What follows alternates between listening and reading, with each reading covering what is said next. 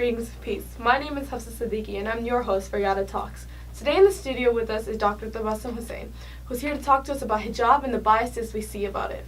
So, Assalamoalaikum. Walaikum assalam. Thank you so much for being here. Thank you for inviting me. Well, tell me a little bit about yourself and what it is you do.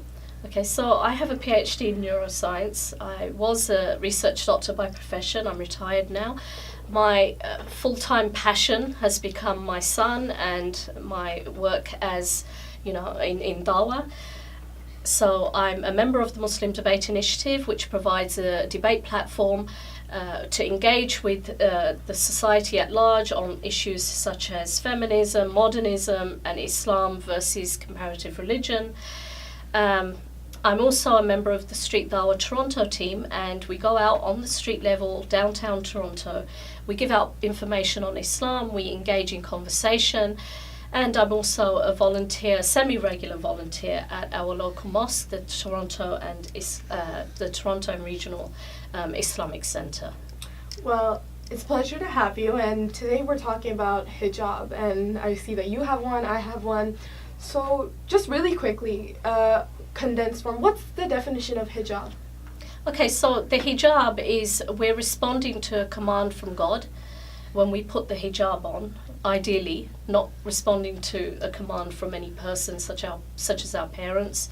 Ideally, that would be great too. That's encouragement and support towards the right thing. We're not responding to a command from our husband. There's a verse in the Quran which refers to, there were a couple of verses in the Quran which refer to us dressing modestly and covering our adornments. So that's basically what we're doing. That's the spirit of the hijab.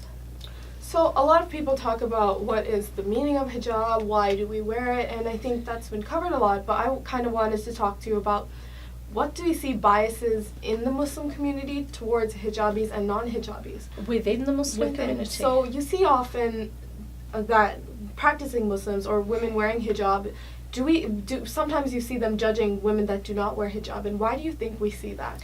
Right, I think actually it goes both ways. I've had the experience both ways because I didn't start wearing the hijab until I hit about 33. So I was able to experience both sides of the fence. Now, when I was in university, I'll give you an example. I always had the passion for my Islam, but I was on a learning curve. I was going through the learning process. So I'd go to the small gatherings that we'd have during the lunch hour in the ISOCs at university, and I'd go in without the hijab because I didn't want to be seen as a hypocrite that, just by going into this little room, I'm wearing the hijab just to show these people. This is in command to God, not to show people. But I experienced the reverse, not prejudice, but these young girls actually welcomed me in. And they allowed me to take the initiative to go and research on the Hadith sciences and do a presentation during one of their meetings. So I'd say that's the positive side of it. I've had hijabis encouraging me indirectly, and I will never forget that. That was at the University of Westminster in the UK. And if those sisters ever watch this video, I really have a lot of gratitude towards them. Yes, and you will have hijabis. The rare occasion, I've never really had that experience as a non-hijabi where I've been judged by a hijabi. Maybe it's more prevalent now, but it was a very rare, experience, and I personally haven't experienced it to any extent that I'd remember. If that is the case and you are a non-hijabi out there who's had that experience, I would say two things. One is ignore it. Number two is don't let it become an excuse for you to push yourself away from Islam even further or away from the hijab even further, because that opinion or that person should not represent your Islam or what you do with this cloth, okay?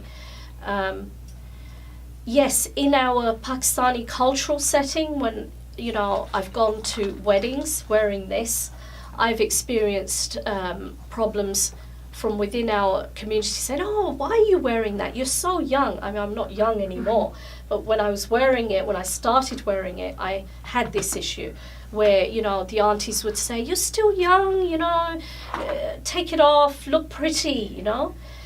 So there are a lot of challenges when it comes to this, but it comes down to you. What are you submitting to, you know, and why are you wearing it? So you talked about how when you were young and you wore the hijab, you talked about how family members would talk about how you should take it off. So do you think, why do you think family members, or we in Pakistani community or different communities, we see this pressure towards young girls who do wear the hijab to take it off? Well, again, Islam has been hijacked by culture in many contexts. And I don't want to keep saying, you know, that the Pakistani culture, there are various cultures, there's Somali, Pakistani, Arab, there's the Western culture. We face challenges as Muslims, carrying the Muslim identity from whatever culture we are born and raised into or rub shoulders with. So why do we experience this? I don't know. Again, it's the peer pressure that they feel. They've grown up very fashionable, going with the fashionable trends, and they feel perhaps, you know, we're missing out in our youth, you know, on something that we should be taking advantage of, which is celebrating our youth and our beauty. Okay, so we've talked about two things so far. We've talked about how we see non-hijabis talking to hijabis, that you should take it off, you should be beautiful, you should be young. And then we talked about how sometimes there is a bias from hijabis to non-hijabis, that you should put the hijab on, you should be modest. So how do you feel about, as someone who you've experienced both sides of the coin, you've experienced being a non-hijabi young woman and you've experienced being a hijabi young woman, how do you think, or what is your opinion on people telling young Muslim women how to dress? The bottom line is, if your relatives and friends and family are telling you to put the hijab on and to dress modestly, then to be honest, they're giving you good advice. You know, they're looking out for you. They are your real friends. They are the people who really care about you, because they're not just thinking about your life in this realm, but how your life in this realm will manifest itself in, you know, manifest in the life hereafter, right? They are your real friends. Now, if they're telling you to take it off, and, you know, a part of you thinks, okay, yes, I should be celebrating my youth, my beauty, and, you know, that's a different type of peer pressure. There are two different types of peer pressure. What you have to identify is this something that is going to be good for me in the long run? Is this going to be something that is going to be bad for me in the long run, right?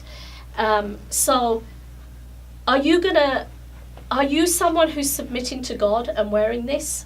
Like the police officer's uniform, right? The police officer is submitting to the law of this country. So they dress to represent that person who is submitting to the law, enforcing the law, and wearing as a representative what that law represents.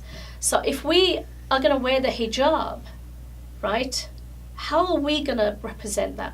Are we going to be as committed and faithful as those police officers when we honour and respect and understand the hijab? Well, thank you so much. You brought a different insight to hijab. Just really quickly, if we could give a message to the people watching, talk to young women, both hijabi and non-hijabi, who are struggling on their hijab, whether it is to keep it on or to take it off or to even wear it at all. Okay, so first of all, to those who are wearing the hijab, I mean, we have to understand that the hijab is more than just a cloth on our head, right?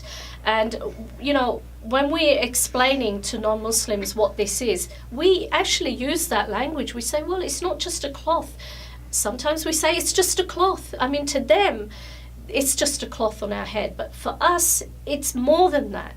It involves how we convey ourselves, how we speak, how we behave. You know, so putting on a hijab and rapping a crap video, I'm sorry, with very foul and vile language and messages, that is not representing the hijab. It would be like the police officer, you know, who's put on the uniform, but he's hanging out with drug dealers. He's hanging out with criminals. It defeats the purpose, you know. So we have to keep that in mind. And for those who are not wearing the hijab, you know, don't let society or the people around you define what you believe in.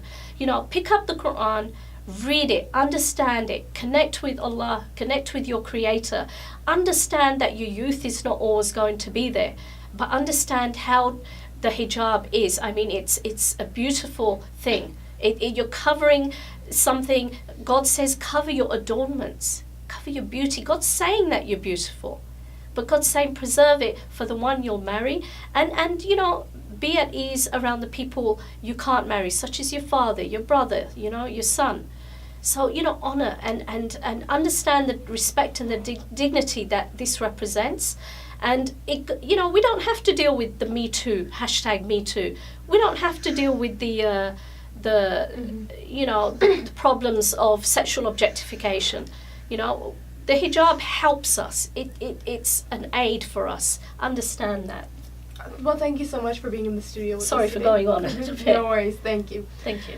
If you're interested in getting in contact with Sister Tabassum, click the links below. Keep sending us your questions. I'm your host, Hafsa for Yata Talks.